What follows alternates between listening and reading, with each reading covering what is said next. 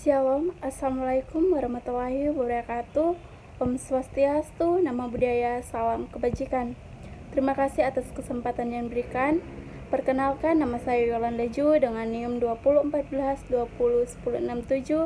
Saya dari kelas A2 Keperawatan semester 5. Saya mahasiswa aktif di Universitas Pembangunan Indonesia Manado, program studi ilmu keperawatan.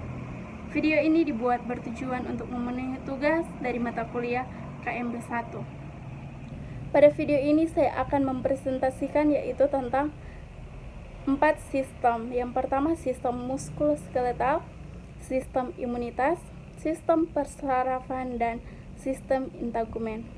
Kita masuk pada sistem muskuloskeletal. Sistem muskuloskeletal merupakan sistem yang berperan dalam penunjang, melindungi, dan menopang tubuh. Sistem ini terdiri dari tulang, otot, dan sendi yang membentuk kerangka. Kita masuk pada tulang. Tulang merupakan sebuah jaringan ikat khusus yang saling berhubungan membentuk persendian.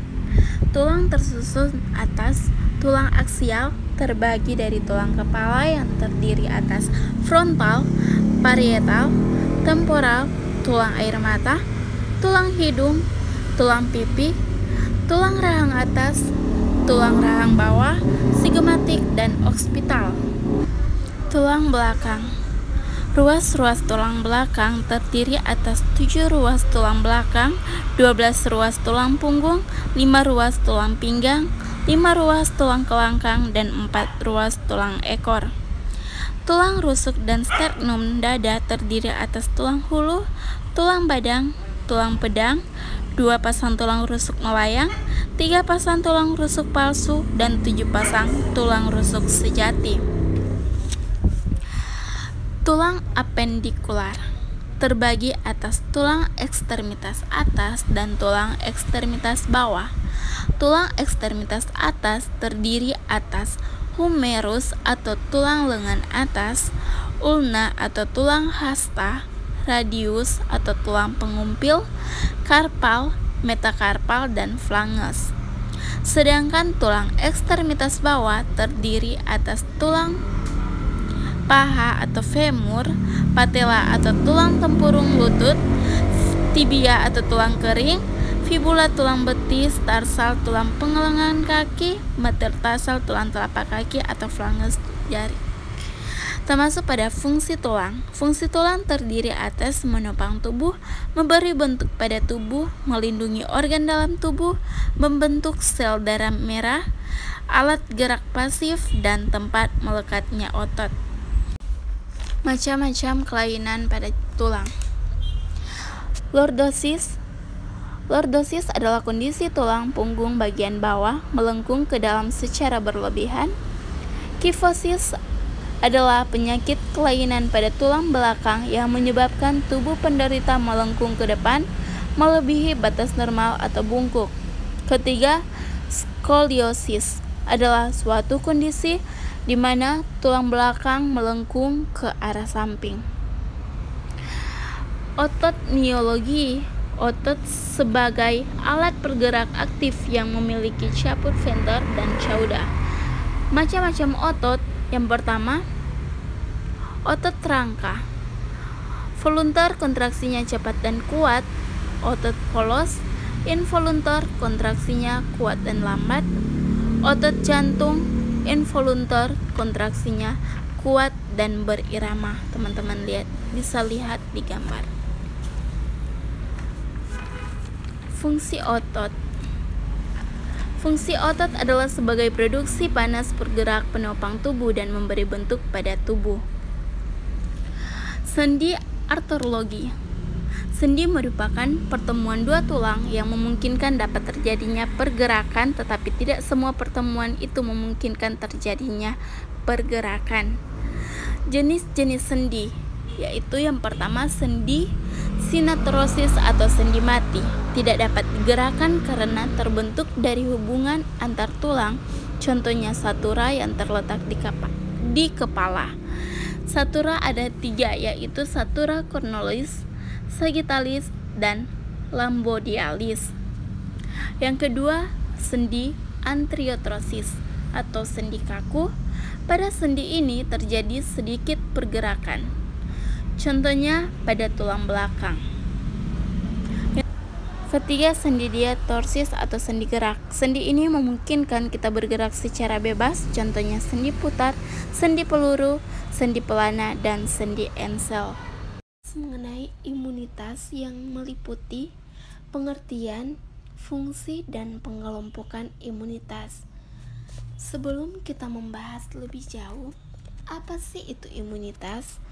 Nah, imunitas itu disebut juga imun atau kekebalan tubuh atau daya tahan tubuh. Jadi, jika kalian mendengar istilah tersebut itu artinya sama.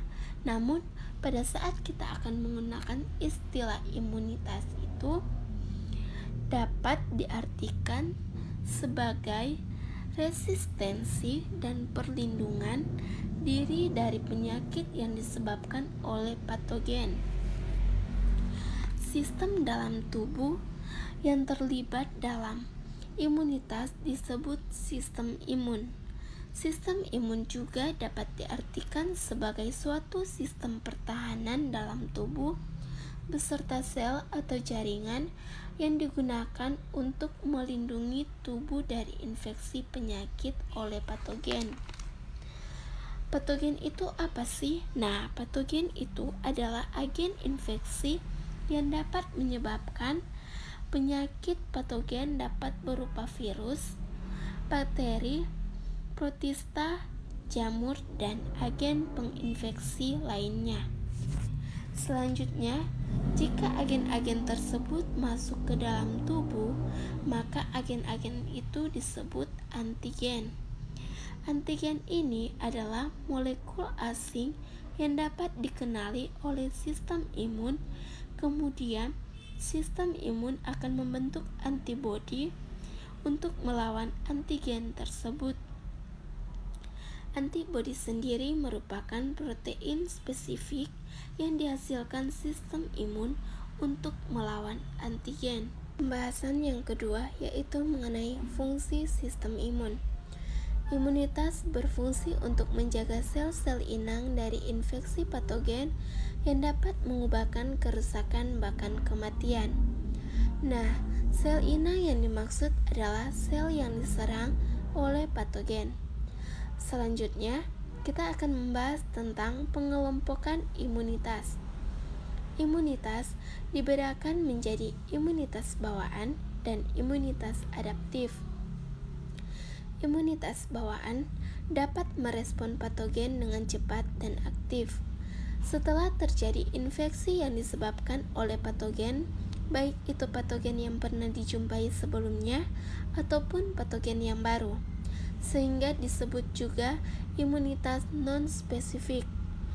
Karena imunitas non-spesifik tidak ditunjuk untuk melawan antigen tertentu, tetapi dapat memberikan respon langsung terhadap berbagai antigen.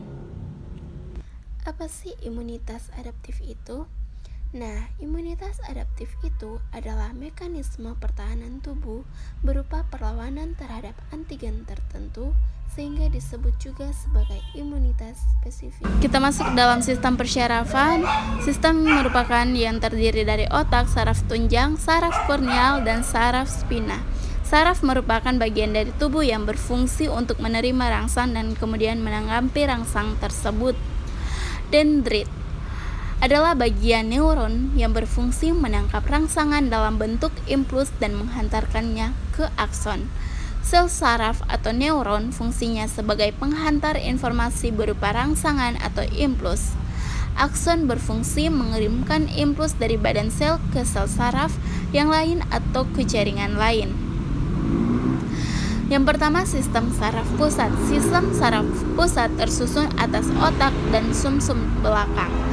Sedangkan sistem saraf tepi terdiri atas saraf sadar dan tidak sadar.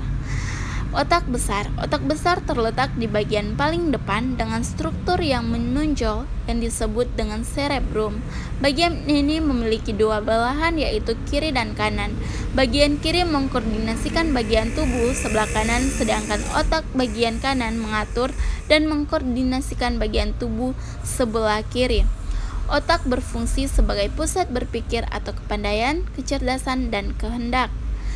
Yang kedua, susunan saraf tepi. Sistem saraf tepi adalah bagian dari sistem saraf yang di dalam sarafnya terdiri dari sel-sel yang membawa informasi dari sistem saraf pusat yang terletak di luar otak dan sumsum tulang belakang. Susunan saraf tepi terdiri atas serabut saraf otak dan serabut saraf sumsum tulang belakang atau spinal. Serabut saraf sumsum dari otak keluar dari otak, sedangkan serabut saraf sumsum tulang belakang keluar dari sela-sela ruas tulang belakang.